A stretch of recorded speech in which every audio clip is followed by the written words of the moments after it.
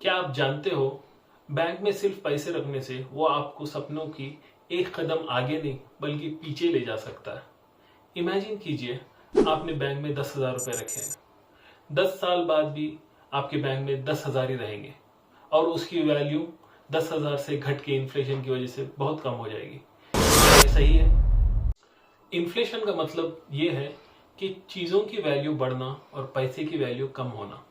मतलब सिंपल मतलब में ये है कि आज जो आप 100 रुपए में खरीद रहे हो वो अगले साल आपको 100 रुपए में नहीं मिलेगा, बल्कि 110 या 120 रुपए में मिलेगा।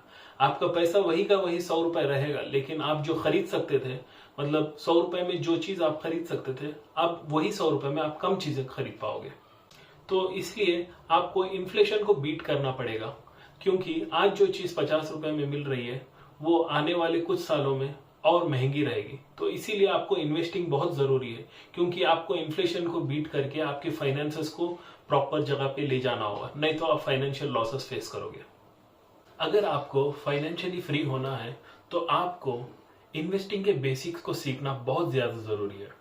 आज हम देखेंगे आपका पैसा कैसे काम करता है और आप अपने पैसों को कैसे ग्रो कर सकते हैं।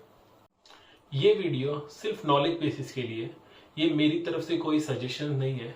अगर आप कहीं भी इन्वेस्ट कर रहे हो तो अपना रिसर्च जरूर कीजिए। सबसे पहले इन्वेस्टिंग क्या है समझते हैं। इन्वेस्टिंग सिंपल वर्ड्स में ये है कि आप अपने पैसे कोई भी एसेट पे लगाते हो जो फ्यूचर में उसको ग्रोथ देगा, उसे इन्वेस्टिंग करते हैं। मतलब आपने कहीं पे पैसा लगाया और वो फ्यूचर में आपको बढ़ा के दे रहा है, तो आप अपने पैसों को काम पे लगा रहे हो।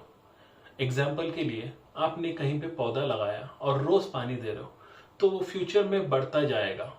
जैसे आप एक छोटा सा पौधा लगाते हो और उसे रेगुलरली पानी देते हो, इन्वेस्टिंग का भी वैसे ही फायदा है। जैसे आप छोटा अमाउंट लगाते हो और रेगुलरली उसको बढ़ाते जाते हो तो वो ग्रो करता है। इसका एक फायदा ये है कि ये इन्फ्लेशन को बीट करता है। इन्वेस्टमेंट के हर एक टाइप में रिस्क जरूर होता है। सेबी हमेशा कहता है कि your past performance is not an indicator for future result.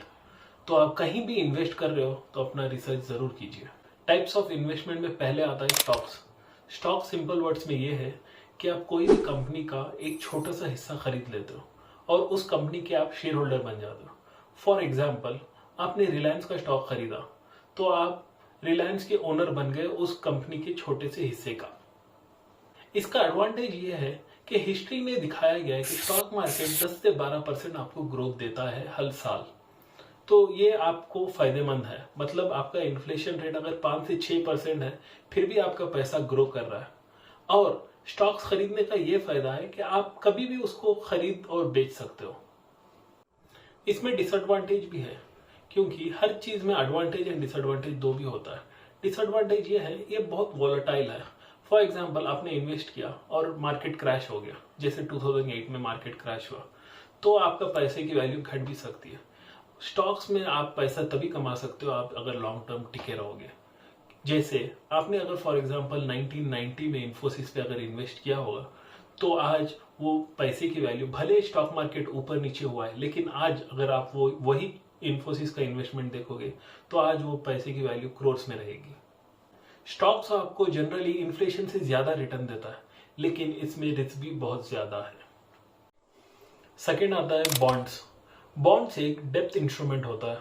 अगर आप बॉन्ड्स पे इन्वेस्ट कर रहे हो तो मतलब आप कोई गवर्नमेंट कंपनी या कोई कंपनी पे इन्वेस्ट कर रहे हो और उसके बदले आपको एक फिक्स रिटर्न मिलता है। इसका एडवांटेज ये है कि आपको एक फिक्स स्टेबल इनकम की तरह हर टाइम मिलते रहता है और ये बहुत सेफ है कंपेयर टू स्टॉक्स। बॉन्ड्स का रिटर्न स्टॉक्स के रिटर्न से कम होता है। अगर बाई चांस उस साल इंडिया का इन्फ्लेशन ज्यादा हो गया तो आपका रिटर्न भी कम हो जाएगा। तो ये जरूर रिस्क फ्री है, लेकिन आपका रिटर्न्स भी बहुत कम मिलता है। मतलब अगर आपने 10,000 इन्वेस्ट किए, वो 10,000 नहीं रहेंगे, लेकिन आपको कुछ ना कुछ तो रिटर्न्स मिलेगा। वो बोलते हैं ना, something is better than nothing, वो होता है बॉन्ड्स में। थर्ड आता है म्यूचुअल फंड। म्यूचुअल फंड्स में आप अपने पैसे एक फंड मैनेजर को अलॉट करते हो। ये फंड मैनेजर आपके पैसे स्टॉक्स में, बॉन्ड्स में और एसेट्स में इन्वेस्ट करता है, जिससे आपका रिस्क कम हो जाता है। इसका एडवांटेज ये है कि सिंस ये स्टॉक्स में, बॉन्ड्स में और अदर एसेट्स में इन्वेस्ट करता है, तो आपका रिस्क कम हो जाता है। इसका और एक एडवांटेज ये है कि since you are taking professional help, तो इसको मार्केट ट्रेंड के हिसाब से आपका पैसा कहाँ लगाना है, कौन से टाइम पे लगाना है, सही से पता रहता है। लेकिन इसमें एक डिसएडवांटेज है, आपको फंड मैनेजर के लिए एक छोटी सी फीस देनी पड़ती है जो आपके रिटर्न को कम कर सकती है। लेकिन मुझे लगता है आपका टेंशन वो लेते हैं, आपके पैसे को इन्वेस्ट करते हैं और आपको अच्छे से ग्रोथ देते हैं, तो आप कुछ परसेंट उनको दे दोगे तो कोई फर्क नहीं पड़ता, क्योंकि आपका टेंशन वो अपने सर पे लेके आपके पैसे सही जगह इन्वेस्ट करते हैं, जिससे आपको बहुत अच्छा ग्रोथ मिलता है। तो ये चीज अच्छी भी है, मतलब ये डिसएडवांटेज कम, एडवांटेज ज्यादा है। फोर्थ आता है रियल एस्टेट। रियल एस्टेट का मतलब ये है कि आपको प्रॉपर्टी खरीदना होगा। ये कमर्शियल भी हो सकता है या रेसिडेंशियल प्रॉपर्टी खरीदना भी हो सकता है। इसका एडवांटेज ये है कि आप प्रॉपर्टी को देख सकते हो, आप अपनी प्रॉपर्टी को छू सकते हो, आप अपनी प्रॉपर्टी को रेंट पे देके उसको रेगुलर इनकम बेस पे भी कर सकते हो। डिसएडवांटेज ये है कि ये सबके बजट में नहीं आता, क्योंकि ये बहुत कॉस्टली होता है और रेंट पे देना या प्रॉपर्टी बेचना बहुत ज्यादा टाइम कंज्यूमिंग है। रियल एस्टेट में ज्यादा बजट जरूर लगता है, लेकिन over a period of time ये इतना आपको रिटर्न दे जाएगा जो आपकी इन्फ्लेशन को जरूर बीट करता है। फिफ्थ आता है फिक्स डिपॉजिट। फिक्स डिपॉजिट एक सिंपल से बैंक का लो इन्वेस्टमेंट, लो इंटरेस्ट देने वाला एसेट है जो आपको फिक्स इनकम हर महीने देता है for certain period of time. इसका एडवांटेज ये है कि एफडीज को गवर्नमेंट गारंटी देता है, तो आपका पैसा बहुत ज्यादा सिक्योर है, तो आपको टेंशन लेने की जरूरत नहीं है।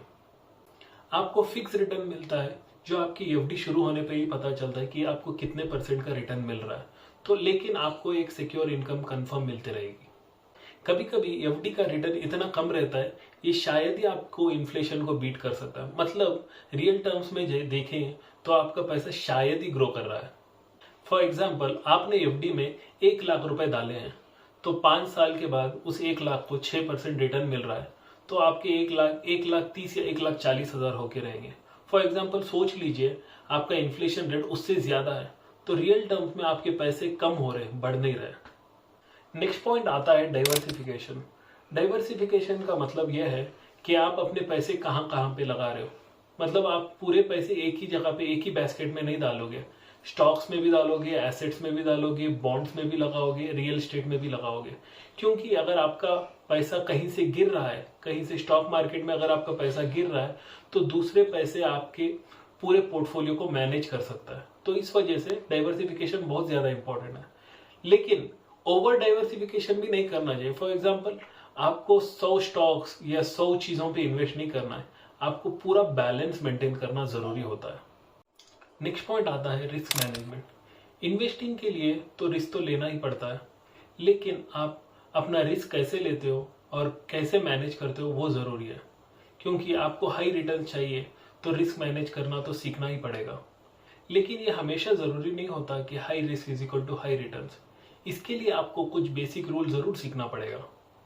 पहला होता है रिसर्च। आप कोई भी इन्वेस्टमेंट अगर कर रहे हो तो रिसर्च करना जरूरी है। कहीं से सुने, आप कहीं पे इंस्टाग्राम पे कहीं पे देखे या किसी ने बोला, उस बेसिस पे आप इन्वेस्टमेंट मत कीजिए। नेक्स्ट पॉइंट आता है डाइवर्सिफिकेशन। डाइवर्सिफिकेशन जैसे मैंने पहले बताया कि सारे पैसे एक जगह पे मत डाल दो, उसको डिवाइड करके रखो, स्टॉक्स में, बॉन्ड्स में, दूसरे रियल एस्टेट में, सब में। क्योंकि अगर एक जगह से पैसा अगर गिरेगा, दूसरा मैनेज कर सकता है, तो आप लॉस में नहीं होंगे। उसके बाद का पॉइंट आता है invest only when you can afford. मतलब आपके डे टू डे एक्सपेंसेस को मत इन्वेस्ट कीजिए। मतलब आपके पास आज पैसे हैं, 100 रुपए पड़े, इन्वेस्ट करके मैं कल 200 रुपए कमा लूंगा, वैसा नहीं है। ये 21 दिन वाला पैसा डबल वाला स्कीम नहीं है। आपके पास अगर एक्स्ट्रा पैसे पड़े आपके एक्सपेंसेस के अलावा, तभी आप इन्वेस्ट कीजिए। लॉन्ग टर्म अप्रोच, ये आते हैं नेक्स्ट पॉइंट। क्योंकि अगर आप इन्वेस्ट कर रहे हो तो लॉन्ग टर्म अप्रोच के लिए कीजिए। क्योंकि 1 महीना या 2 महीने में आपको अच्छे रिटर्न्स नहीं मिलते। ये आपके बॉडी की ग्लूकोज लेवल की तरह है, फ्लक्चुएशन बहुत होता रहता है, लेकिन लॉन्ग टर्म में आपको ग्रोथ जरूर देगा। वॉरेन बफेट ने भी कहा है, stock market is a device to transfer money from impatient to patient. Next point आता है इमरजेंसी फंड। आप अपने इन्वेस्टमेंट के अलावा कुछ इमरजेंसी फंड जरूर रखिए। ये इमरजेंसी फंड आपके 3 से 6 महीने का एक्सपेंसेस होना चाहिए। अब आते हैं थोड़े एडवांस टिप्स। आपको अभी बेसिक्स तो समझ में आ गया, अभी थोड़े एडवांस टिप्स जो आपको फ्यूचर में हेल्प करेंगे। वो है कॉम्पाउंडिंग। जैसे मैंने प्रीवियस वीडियो में कहा था, कंपाउंडिंग इज एथ वंडर ऑफ द वर्ल्ड। आप अगर 1000 रुपये इन्वेस्ट ये साल कर रहे हो और आपको 10% उस पर रिटर्न मिल रहा है, तो आपको नेक्स्ट ईयर हो जाएगा 1100 रुपीज। तो आपको नेक्स्ट ईयर 1100 रुपीज पे आपको इंटरेस्ट मिलेगा। तो आप जितना जल्दी शुरू करोगे उतना ज्यादा आपको कंपाउंडिंग मिलेगा। जैसे बोलते हैं ना कि time is the best investment. Dollar cost averaging, इसमें ये स्ट्रैटेजी यूज करते हैं कि आप फिक्स्ड अमाउंट रेगुलर इंटरवल पे इन्वेस्ट करते हो, चाहे मार्केट अप हो या डाउन हो, आप इन्वेस्ट करते जाते हो। इसका फायदा ये है कि आप अपना एवरेज बाइंग कॉस्ट रिड्यूस कर सकते हो। नेक्स्ट पॉइंट है रिस्क एपेटाइट। सब इंसान का रिस्क लेने का टॉलरेंस लेवल अलग होता है। कुछ लोग अग्रेसिव इन्वेस्टर होते हैं जो बस स्टॉक्स में इन्वेस्ट करते हैं या क्रिप्टो करेंसी में इन्वेस्ट करते हैं, या कुछ लोग स्टॉक में इन्वेस्ट नहीं करते, एफडी में करते हैं या बॉन्ड्स में करते हैं या रियल एस्टेट में करते हैं। तो आप अपना इन्वेस्टमेंट पोर्टफोलियो अपने रिस्क एपेटाइट के हिसाब से बनाइए। टैक्स रूल्स, हर इन्वेस्टमेंट के अलग अलग टैक्स रूल्स होते हैं। आपको इन्वेस्टमेंट से पहले उसके रूल्स समझना जरूरी है। लॉन्ग टर्म के टैक्स रूल क्या है, शॉर्ट टर्म के क्या है, क्योंकि आपके गेम्स के ऊपर आपको टैक्स देना पड़ता है। तो इन्वेस्टमेंट से पहले उस रूल्स को समझना बहुत जरूरी है। तो दोस्तों, इन्वेस्टमेंट कोई रॉकेट साइंस नहीं है, आपको बस बेसिक समझना होता है और सही तरीके से उसको समझ के सही जगह पे इन्वेस्ट करोगे तो आप अपना इन्वेस्टमेंट बढ़ाओगे और आपका फ्यूचर भी सिक्योर हो पाएगा। भले चाहे छोटी अमाउंट से आप इन्वेस्टमेंट जर्नी शुरू करो, आप जितनी जल्दी शुरू करोगे आपको उतना अच्छा होगा। Remember, it's not the timing in the market, it's the time in the market. अगर आपको ये वीडियो पसंद आए तो लाइक जरूर कीजिए, और अगर आपको ऐसे ही बेसिक्स और इन्वेस्टमेंट के बारे में और कुछ जानना है तो मेरे चैनल को सब्सक्राइब कीजिए और अपने दोस्तों के साथ जरूर शेयर कीजिए जो अब तक इन्वेस्टमेंट के नाम सुनते ही घबराते थे। मिलते हैं अगले वीडियो में कुछ नई यूजफुल टॉपिक के साथ। तब तक याद रखो, नॉलेज सबसे बड़ी पावर है और आपके फ्यूचर का पावर आपके हाथ में है। तो इन्वेस्ट स्मार्टली।